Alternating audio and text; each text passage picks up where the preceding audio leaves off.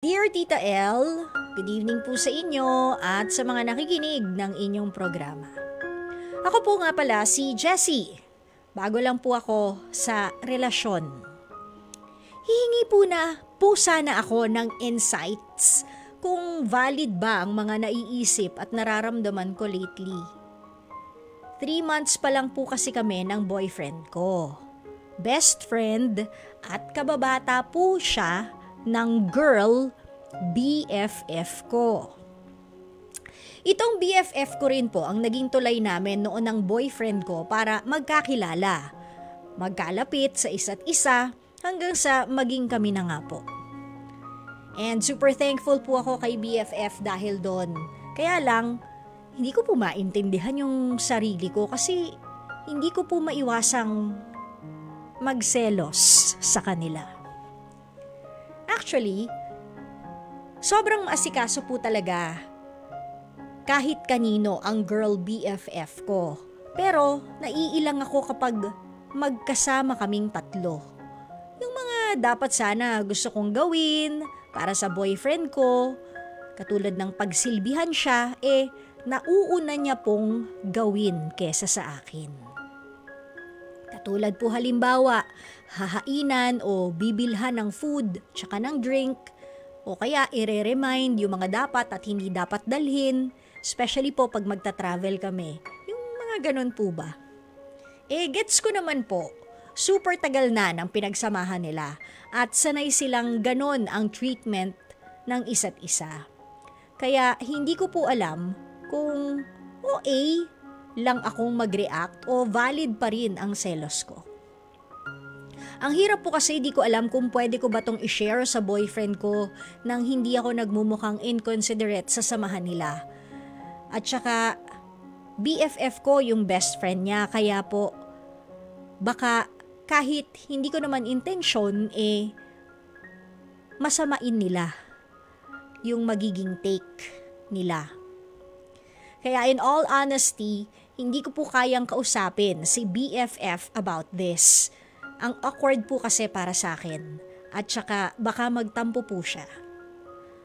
Mahal ko po sila parehas, pero parang kung hindi ko ito i-open sa isa sa kanila, lagi ko lang din itong mangungulit sa isip ko.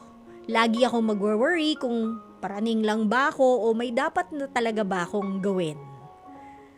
Hanggang dito na lang po at maraming salamat, Jessie ng Albay. Jessie ng Albay. Albayu Confidence. Albayu Peace of Mind. But unfortunately, those are the things that you cannot buy sa sari-saring tindahan, grocery, palengke, even online. Diba? Kung ikaw ay nababagabag sa setup na ganyan. Kasi nga, they know each other more than you. Pero BFF mo naman itong si ate girl na best friend ang jowa mo na naging tulay kung bakit kayo naging kayo. I suggest, kahit na na-awkwardan ka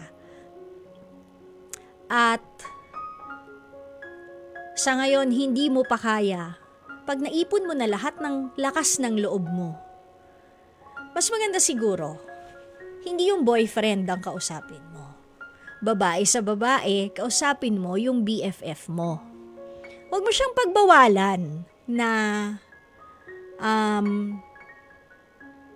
huwag maging caring, huwag maging mapagmalasakit o maasikaso sa boyfriend mo. Kasi siguro normal nga nila yun Pero, pwede mo namang i-open up sa kanya na, alam mo minsan, hindi ko mapigilan magselos sa'yo.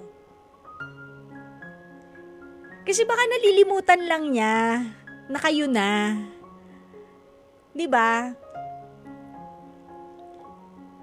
Best friend naman niya yun. BFF mo rin siya. Okay, third wheel, maybe. Masaya rin naman, di ba? Yung ganong klaseng third wheeling, masaya yon yung kung ganong klaseng third wheel. Pero baka, wag mo rin ipamukha sa kanya na, hoy, jowa ko na yung best friend mo. Pwede namang in a nice way. Sabihin mo, alam mo, hindi ko mapigilan minsan, nagsiselos ako. Tas pout mo yung uso mo gano'n. Pag tinanong niya, ha, bakit? Kasi parang yung dapat na ginagawa ko para sa kanya, ikaw yung gumagawa. Baka naman pwedeng patry naman ako. Di ba bakla? Pwede yun eh. Alam mo yung patawa, pero medyo may konting ganon, di ba? Baka naman pwedeng patry ako kasi di ba ako naman yung jowa niya. Ganon! Oh. Di ba? Hindi siya nasaktan, nakakatawa siya, pero nagigets niya yung message na na pinaparating mo sa kanya. Hindi siya in your face, 'di ba? Pero she gets the message na medyo one step backward siya ng konti. 'Di ba? Baka mag-work, try mo lang.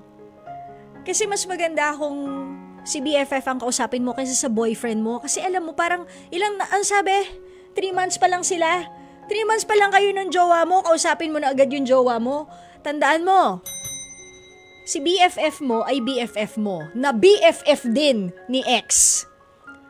Kung mag-break man kayo, ni BFF ng boyfriend mo at present, kung mag-break man kayo ng boyfriend mo, your BFF will still be there. Though, I'm sure she will also be there for her best friend na jowa mo, 'di ba? Pero bago pa lang kasi kayo kaya mas maganda kausapin mo si BFF mo na girl kaysa sa boyfriend mong 3 months pa lang kayong mag-steady or mag in a relationship. Kasi nakakalaki ng ulo yun, haba ng bigote, kumulot pa. Pengin yung gel. Diba? Mas maganda babae sa babae. Yung pag-uusap. Yun. Mas, I think, magkakaintindihan kayo. Kasi pareho kayong babae. Diba, te? So yan, try mo lang. Ganun lang simpleng kalinyahan. Patry naman ako. Ganun, patry naman ako. Baka masarap pala. Pagsilbihan siya, Okay? Yan sana, kahit paano, nakatulong sa ating letter sender, si Jessie ng Albay. Yan. Yung ating suggestion. And sa tanong mo kung normal ba na magselos, oo naman, valid naman yung reason because they are very close. Pero isipin mo nga lang din na baka ganun talaga sila. But then again, I feel you. Kasi naman, dapat kahit papaano, one step backward. Pag may jowa na, one step backward. Can I share one quick lang na kwento? Meron akong boyfriend tuloy. Meron akong best friend. Lalaki rin siya.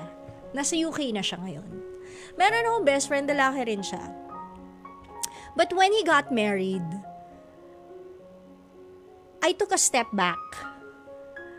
Tapos ngayon na may pamilya na siya, meron na siyang baby, ganyan, one step backward. Hindi na masyadong, punta ka sa bahay nyo. Alam mo, inaabot kami ng madaling araw, puro lang yung ginagawa namin. Kulitan lang, ganyan. Drive, kusan, kakain, ganyan. Inaabot kami ng madaling araw, walang halong kahit daldalan lang talaga, tsaka tawa lang kami ng tawa. Kaya lang, it all changed nung nagkaroon siya ng girlfriend and then ikakasal na siya. So, one step backward na si tita. Pero we still say happy birthday to each other. Pero, alam niyo yun, dapat kasi kahit pa paano, matuturin tayong lumugar. Kung masaya ka para kay kuya, dapat, alam mo rin kung saan ka. Oh. Ganon! Okay? 9:03 na mga kapatid ha. Babalik po ang programang Lahat ng Ganap ay All Out. Ito po ang shoutout sa mga nag-aantay ng lyrics. Kinig-kinig kayo sa radyo ha.